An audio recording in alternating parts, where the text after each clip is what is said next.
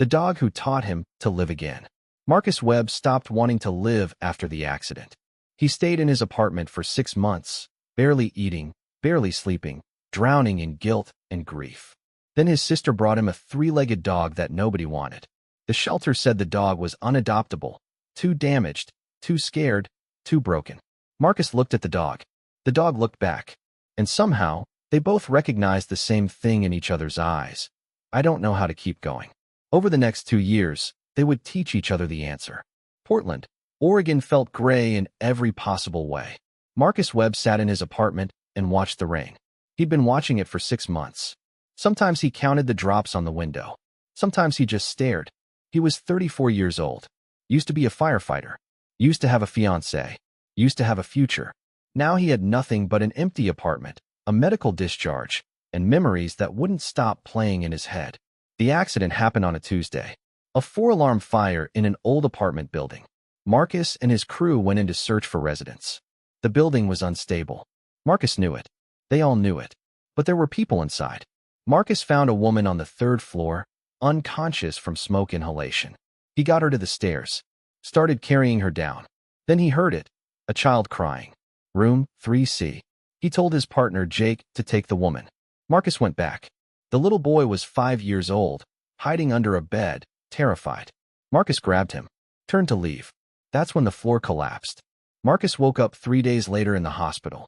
17 broken bones, punctured lung, severe burns on his left side. But alive. The little boy died in the collapse. Jake died trying to reach them. The woman Marcus had saved survived.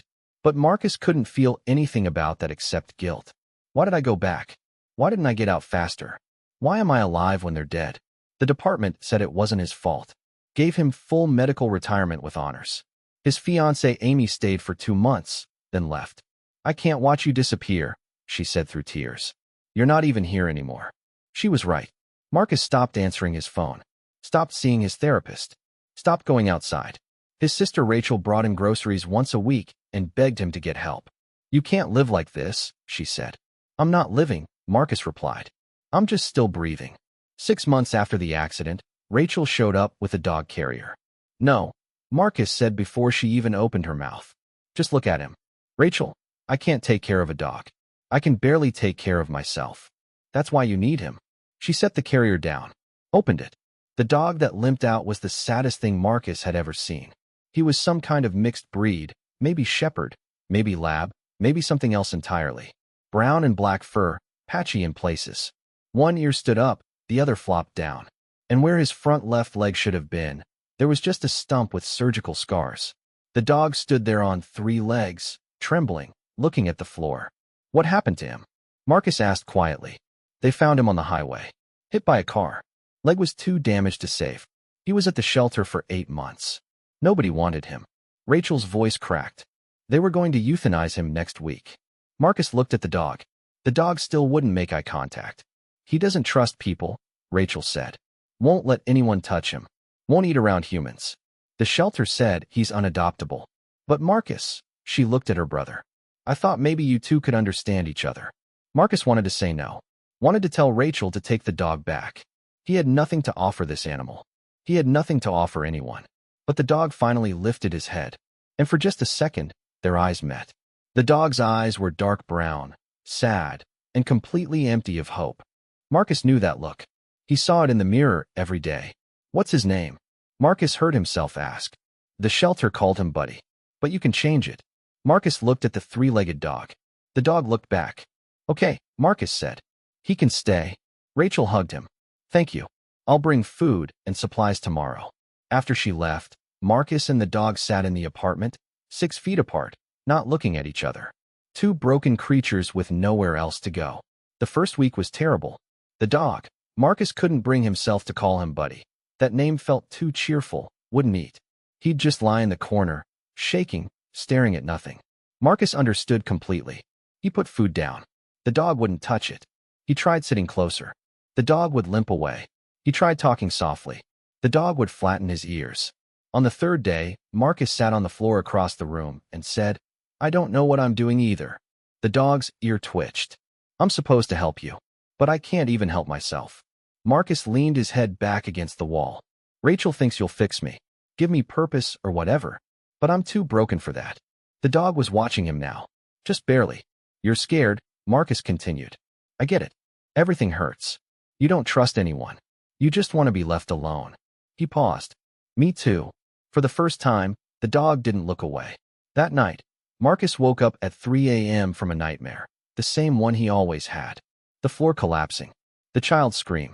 Jake's voice on the radio. Marcus sat up gasping, sweating, shaking. And the dog was there. Not touching him. Just sitting a few feet from the bed. Watching. Present. I'm okay, Marcus whispered. His voice was hoarse. The dog didn't move. Marcus lay back down. His heart was still racing. But somehow, having another living thing in the room made the darkness less suffocating. Thanks, he said quietly. The dog's tail moved. Just once. Barely. But it moved. By the end of the first week, the dog was eating. Not much. But something. And Marcus realized he was eating a little more too. Because he had to feed the dog. And it seemed wrong to feed the dog while starving himself. Marcus started calling him Sarge. He didn't know why. It just felt right. Strong. Resilient. Everything this broken dog was trying to be. Sarge started sleeping closer to Marcus's bed. Not on it. He couldn't jump up with 3 legs, but next to it. Close enough that Marcus could hear him breathing. The nightmares still came. But now when Marcus woke up, Sarge was always there. Steady. Calm. A reminder that he wasn't alone. Week 2. Rachel came by with more supplies. He looks better, she said, surprised. He's eating? Yeah. A little. And you? She studied her brother's face. You look different. I'm not, Marcus said quickly. But he was. Just barely. He'd showered that morning because Sarge needed a bath, and it seemed hypocritical not to clean himself too. He'd opened the curtains because Sarge seemed to like watching the window. He'd eaten breakfast because feeding times had become routine. Small things. Tiny things. But things nonetheless. He still won't let me touch him, Marcus said. Flinches every time I get close. Rachel nodded. Trust takes time. After she left, Marcus sat on the floor with Sarge across the room. I'm not going to hurt you, Marcus said. I know you don't believe that yet. But I promise. You're safe here. Sarge's ears went forward. I'm scared too, Marcus continued. Of everything. Of going outside. Of people. Of living. But maybe, he trailed off. Maybe we can be scared together. That night, for the first time in 6 months, Marcus didn't have the nightmare. He woke up naturally at dawn. Sarge was still sleeping next to the bed, his side rising and falling peacefully. Marcus watched him and thought, when did I start caring if this dog is okay? Week 3, something shifted. Marcus was sitting on the couch. Sarge was lying on his dog bed across the room, the usual distance they maintained. Marcus was staring at nothing, feeling the familiar weight of emptiness. Then Sarge stood up, limped across the room, and lay down at Marcus's feet. Not touching, but closer than he'd ever been. Marcus's throat tightened. Hey, buddy, he whispered. Sarge's tail thumped once against the floor. Marcus slowly lowered his hand. Let it rest on the couch cushion near Sarge. Not reaching, just available. They sat like that for an hour. When Marcus finally moved, Sarge didn't flinch. Progress, Marcus said softly. That weekend, Rachel visited and found Marcus outside. Not far, just sitting on the apartment steps.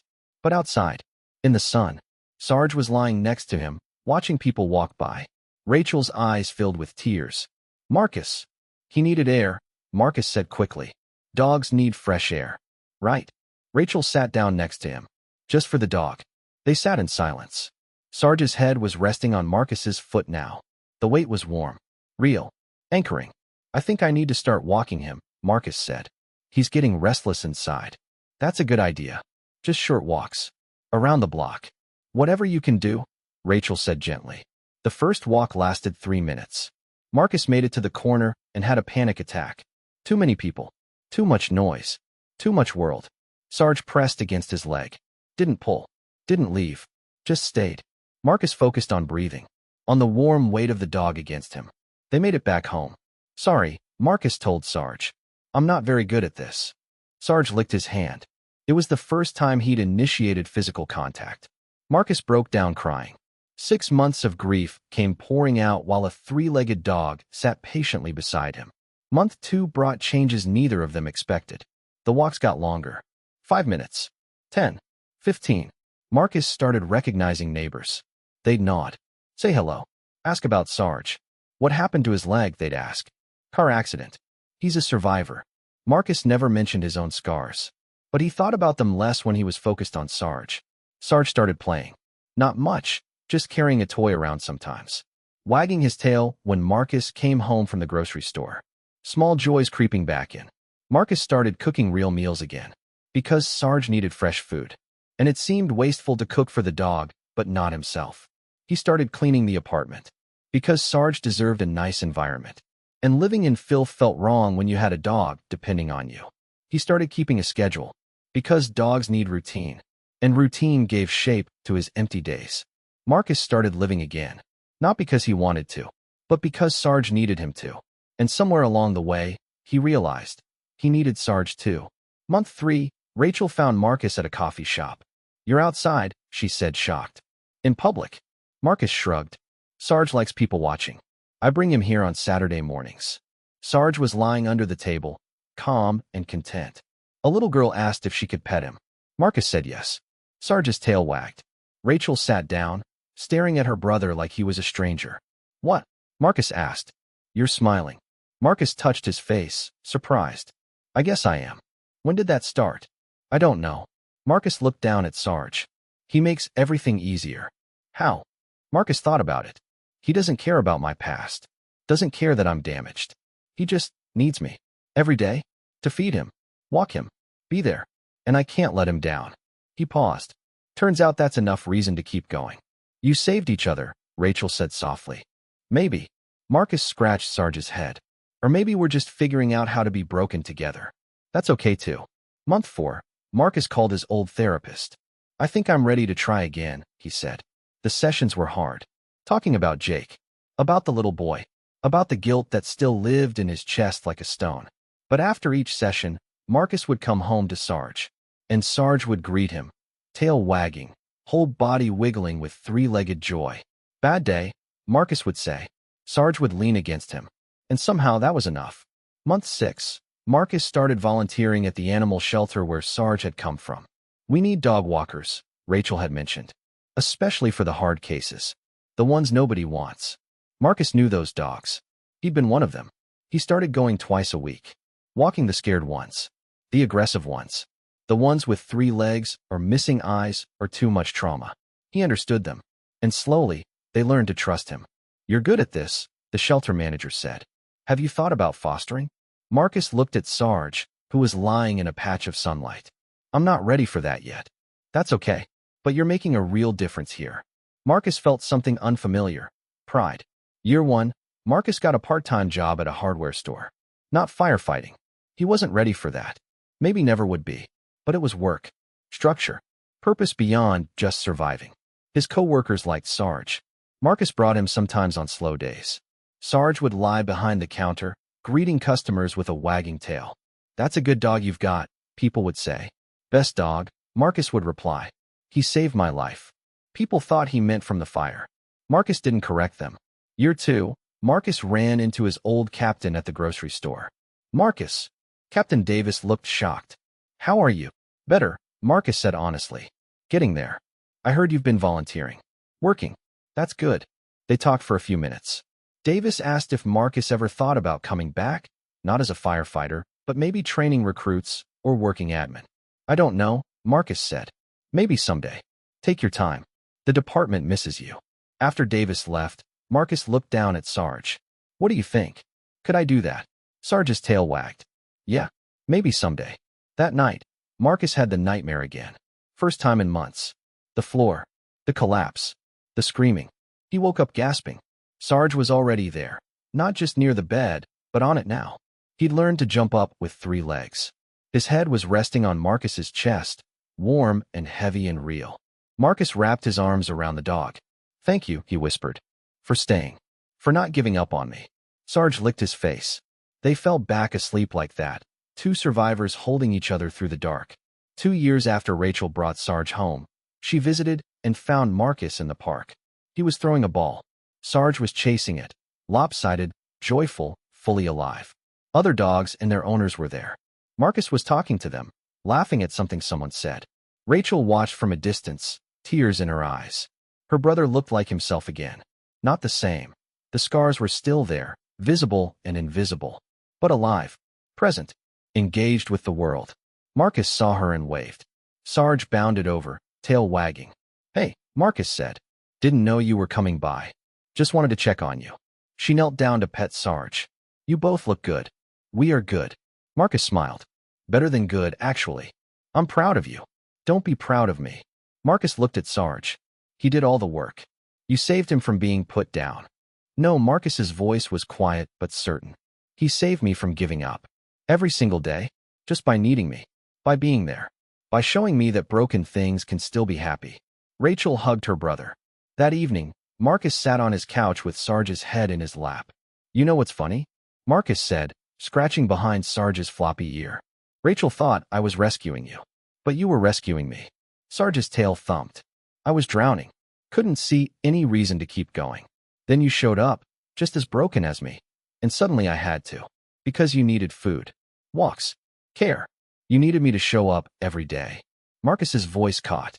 "And by showing up for you, I learned to show up for myself." Sarge rolled over for belly rubs. Marcus laughed, a sound that once felt impossible. "We're quite a pair, aren't we? Both missing pieces. Both scared of the world. But somehow, together, we're enough." He thought about the little boy he couldn't save. About Jake. About all the guilt he still carried. It wasn't gone. Maybe it never would be. But now there was room for other things too. Gratitude. Purpose. Joy. Because every morning, a three-legged dog woke him up with kisses. Every evening, warm brown eyes looked at him with complete trust and love. Every day, he had a reason to be better. Not for himself. For Sarge. And eventually, that became enough. The end. The lesson. Sometimes healing doesn't come from fixing what's broken. It comes from finding someone else who's broken too and deciding to be broken together. Marcus couldn't save himself. But he could feed a dog, walk a dog, care for a dog. And by caring for Sarge, he learned to care about his own life again. We think rescue is one-directional, humans saving animals. But often, it works both ways. The creature we save teaches us how to live again. They give us reason when we have none. Purpose when everything feels meaningless. Love when we feel unlovable. Sarge didn't cure Marcus's PTSD. Didn't erase his guilt. Didn't magically make the pain disappear. But he made Marcus get out of bed. Made him walk outside. Made him cook meals and keep schedules and engage with the world. And step by tiny step, that was enough. The bond between humans and animals isn't just companionship. It's mutual survival. We need them as much as they need us. Sometimes more. Marcus was right. They were quite a pair. Both missing pieces.